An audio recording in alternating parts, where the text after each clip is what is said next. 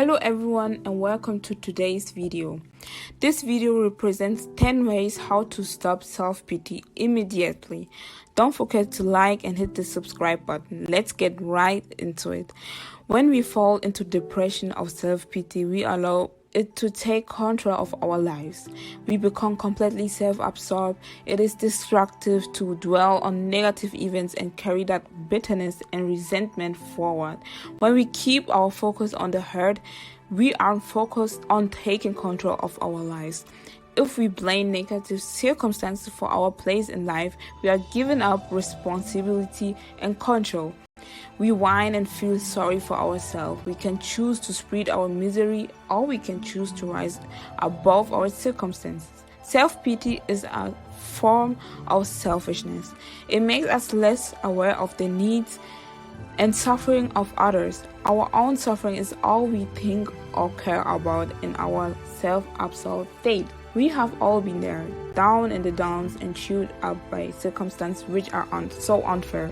It is part of life to feel down sometimes, and often we feel it is undeservedly so.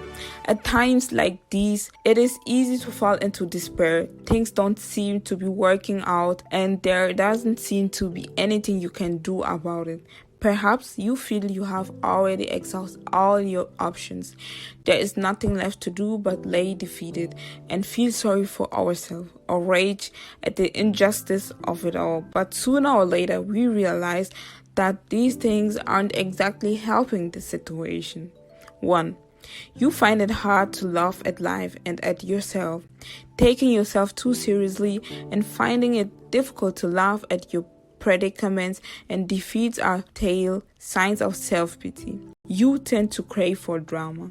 You have a melodramatic streak that stems from extremist types of thinking. 3. You tend to crave for sympathy. Self-pity is so addictive because it gives us the momentary pleasure of being supported, cared for, and emotionally pampered. Unfortunately, this is an unhealthy way of developing emotional bonds and connection with other people. 4. You tend to be an individualist. Self-pity is one of the most effective ways of keeping yourself separate and independent from the friends, family, and people around you. 5. You tend to be past-oriented person. Some people live in the present, others live in the future, and still others live in the past. Self-pity is closely linked to past-focused mindset that dwell on events that happened a while ago. 6. You have low self-esteem. People with low self-esteem tend to crave acceptance and affections of other people as a way of feeling better about themselves. The presentation of having a tragic life story that self-pitying people often talk a lot about creates an excellent way of collecting flocks of supporters. 7. Deep down, you don't believe you are worthy of love. This stems from low self-esteem and creates a cycle of self-destructive behavior. Self-pity is one of the greatest tools for the self-destructive person. It creates self-fulfilling prophecies and alienates all the people you love and admire from you. 8. You have an unhealthy habit of being self-absorbed. Quite simply, the more self-absorbed you are, the more likely you are of falling into the trap of self-pity. 9. You have a strong fighting instinct. Having a strong fighting instinct can be a good or a bad thing, depending on what you choose to use it for.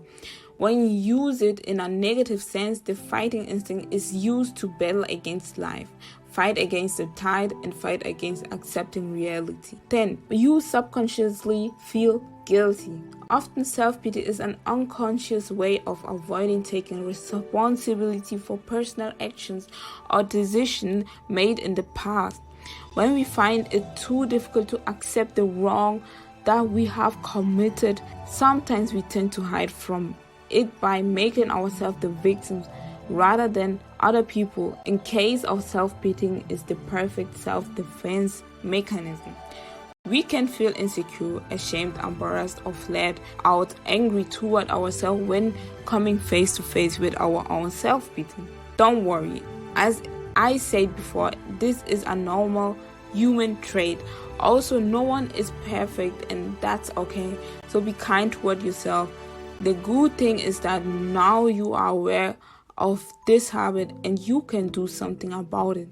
Discovering that we suffer from chronic self-pity and taking steps to overcome this issue is part of the process of self-growth and spiritual transformation. So if you suspect that you constantly self-pitying, don't fight it. Don't hide from your self-pity and shame or embarrassment. Rather face it and accept it as fact of your life. Embrace the fact that you are flawed and fallible, just like everyone else. Only then you can hope to make long-lasting changes within yourself. Now, we are going to give you some beginner-friendly ways to overcome self-pity. 1. Keep a gratitude journal. Write in it for 10 minutes every day. Keeping a gratitude journal where you write down a list of things that you are thankful for each day is one effective way of reprogramming your thought patterns. Nothing is too small or irrelevant to write down. For instance, something like, I'm thankful that this cup of tea is warm, or I appreciate the softness of my pillow, are perfect candidates for being grateful.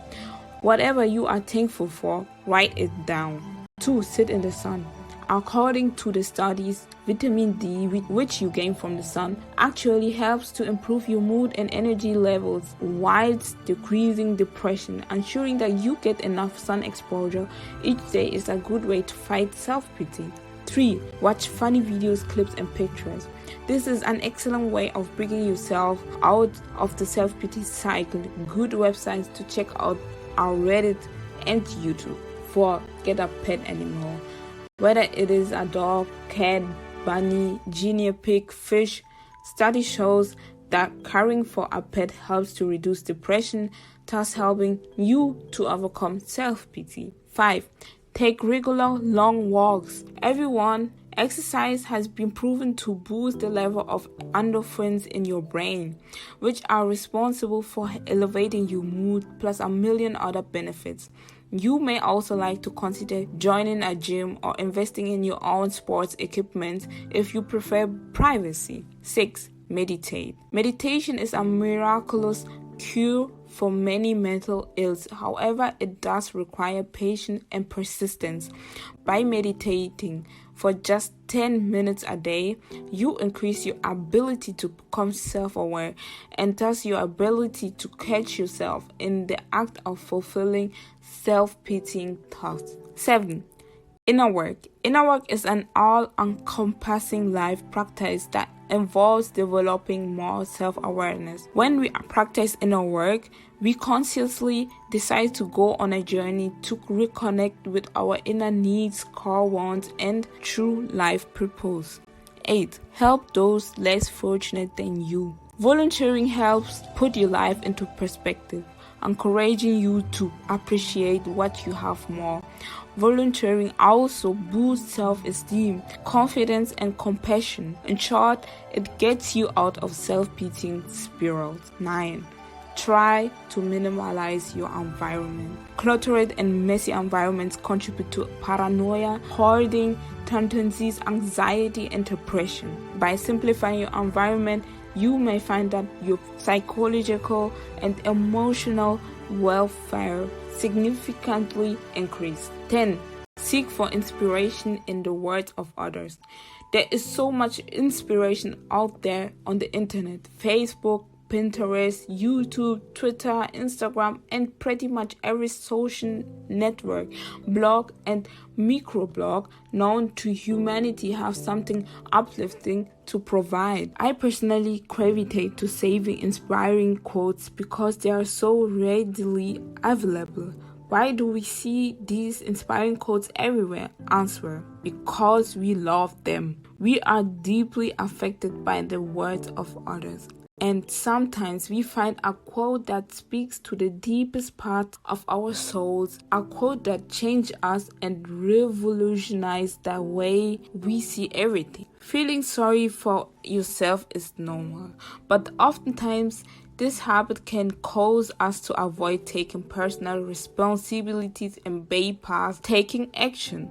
Self-pity can also be a false substitute for love from others, but by learning how to practice self-care and adjust your mindset, you can create a life environment that nourishes and supports you in the deepest way. If you have discovered that you struggle with this issue, be kind to yourself. Understand that self-pity is a maladaptive coping mechanism, but one that you can remove from your life with time, persistence, and patience. When you like today's video, be sure to leave some comments below and hit the subscribe button. We have other enjoyable videos that you can check out on the left and right on the screen. Thank you for watching and have a nice day.